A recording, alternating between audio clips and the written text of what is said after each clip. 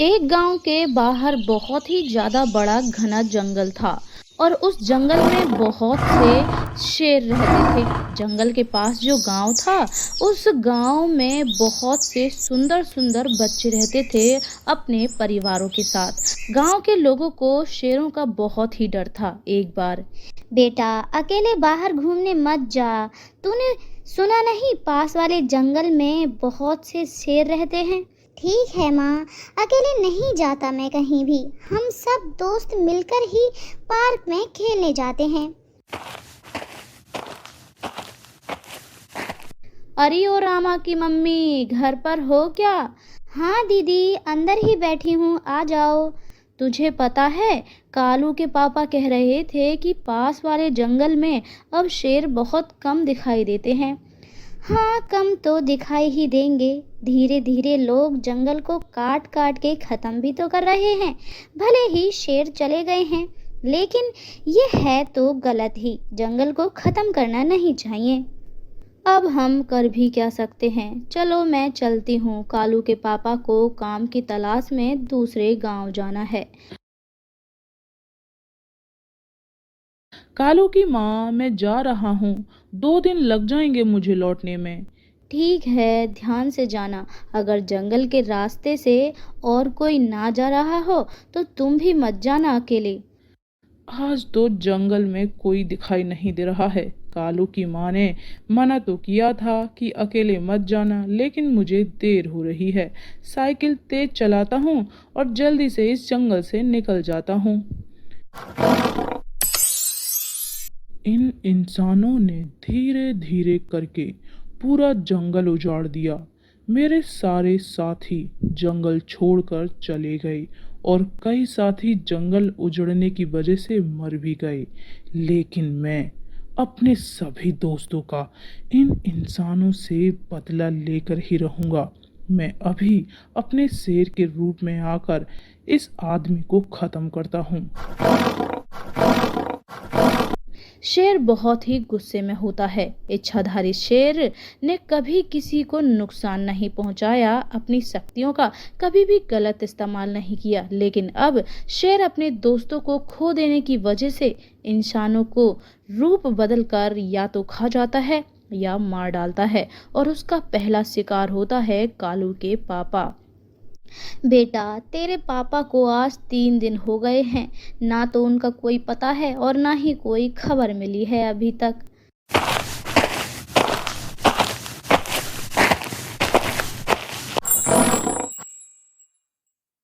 आओ आओ, तुम लोग भी आओ।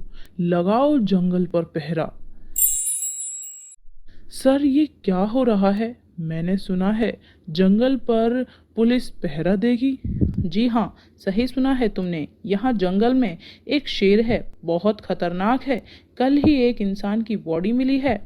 सर, अगर आपको पहरा लगाना ही है तो चारों तरफ लगाओ, क्योंकि शेर तो कहीं से भी आ सकता है। आपके अलावा और कितने लोग हैं यहाँ पर इस जंगल में? बस हम 5 लोगों की ही टीम है। अच्छा ठीक है, शुक्रिया बताने के लिए। अब मैं चलता हूँ। इसके बाद अब मुलाकात पता नहीं हो या ना हो। शेर इंसान बनकर पुलिस से सारी जानकारी प्राप्त करके एक एक करके सभी पुलिस वालों को खत्म कर देता है। दीदी, भाई साहब के साथ बहुत बुरा हुआ। उन्होंने किसी का क्या बिगाड़ा था। चलो, अब जो होनी है वो तो होकर ही रहेगा। होनी को कौन टाल सकता है। आप अपना और कालू का ध्यान रखना। मैं चलती हूँ अब। शेर को जंगल में जो भी इंसान दिखाई देता था वो उसे खत्म कर देता। गांव के लोगों की दहशत बहुत ही ज्यादा बढ़ गई थी। जंगल से बहुत दिनों तक कोई नहीं गुजरा और फिर शेर का भी गुस्सा थोड़ा शांत हो गया था। तो वहीं एक शहर की लड़की गांव गांव शहर शहर लोगों को पेड़ लगाने के लिए लोगों से बात करने जाती है। और ये सब करते करते वह लड़की उसी इच्छाधारी शेर वाले जंगल में पहुंच जाती है। लड़की यानी कि रायमा के पास उसकी सुरक्षा का काफी सामान होता है, इसीलिए इच्छाधारी शेर इंसान के रूप में आकर उस लड़की के पास जाता है। मैडम, आप इस घने जंगल में क्या कर रही हो? आप यहाँ की तो नहीं लगती। आपको डर नहीं लगता इस घने जंगल में? जी, आपने ठीक पहचाना, मैं यहाँ की नहीं हूँ। आजकल लोगों ने अपने फायदे के चक्कर में जंगलों को काटना शुरू कर दिया है। इसीलिए मैं सरकार द्वारा मान्यता से गांव-गांव, शहर-शहर जाकर लोगों को समझाती हूँ और एक-एक गांव में लगभग 5 से 10 हजार पेड़ लगाने के लिए लोगों को समझाती हूँ। अरे सर, आप मेरी पूरी बात तो सुनिए। कहाँ जा रहे हो सर? रुकिए, मुझे रास्ता तो बता दीजिए। मैं उस लड़की को नहीं मार सकता, लेकिन मैं क्या करूं? इंसान की खुशबू से अब मेरे पूरे शरीर में आग सी महसूस होती है। वो लड़की भली है, मुझे अपने आप को रोकना ही होगा। शेर खुद को शांत करके फिर से उस लड़की के पास चला जाता है। अरे सर, आप ऐसे अचानक क्यों चले गए थे? आप तो यहीं के रहने वाले हैं। मुझे बताइए ना, यहाँ पर कहाँ कहाँ पेड़ों की सबसे ज़्यादा कमी है? रायमा और इच्छाधारी शेर अक्सर बार बार मिलने लगते हैं। उस मुलाकात के बाद रायमा इच्छाधारी शेर को बहुत अच्छी लगने लगती है। वो उसे पसंद करने लगता है और शेर कम से कम अपने असली रूप में आता है। ज्यादातर वो इंसान के रूप में ही बंकी बनकर रहता है। अपने काम के बाद रायमा भी बंकी के आने का इंतजार करती है और एक दिन जब बंकी रायमा से मिलने नहीं जाता है, तब रायमा बंकी को ढूंढने चली जाती है। और जब वो पेड़ के पीछे बंकी को आधा इंसान और आधा शेर के रूप में देखती है, तो रायमा चुपचाप लौटकर अपने रूम पर चली जाती है। बार बार पूरी रात रायमा को वही दृश्य याद आता है और फिर अगले दिन सुबह को बंकी जब रायमा से मिलने पहुंच जाता है, तब बंकी को देखकर रायमा शॉक हो जाती है, अंदर ही अंदर डरी हुई होती है और चुपचाप बंकी की बातें सुनती है। रायमा, क्या हुआ? क्या बात है? तुम ठीक तो हो? मुझे तुमसे कुछ बात करनी है, कुछ ऐसी बात जो आज तक तुमने ना तो कभी देखी होगी और ना ही कभी सुनी होगी। कैसी बात?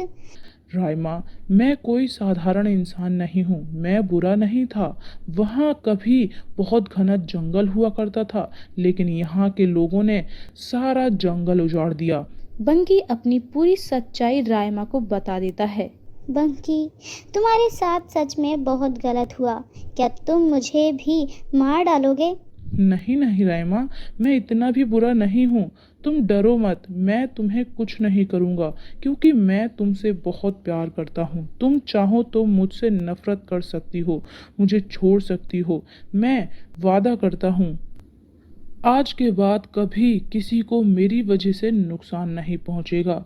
मुझे कुछ समझ नहीं आ रहा कि मैं क्या करूं। रायमा प्लीज़, मुझे इंसान ही रहना है, इंसान बने ही रहना है। मुझे एक मंत्र मिला था जब इच्छाधारी बनने की शक्तियाँ मिली थी। अगर मैं उस मंत्र का जाप इंसान बनकर करूँगा तो हमेशा हमेशा के लिए इंसान बनकर ही रहूँगा। अगर तुम हमेशा मेरे साथ रहने का वादा करो तो मैं उस मंत्र का जाप कर सकता हूँ। रायमा बंकी की बात मान लेती है। दोनों शादी कर लेते हैं और मिलकर गांव-गांव, शहर-शहर पेड़ों को लगाने लगते हैं।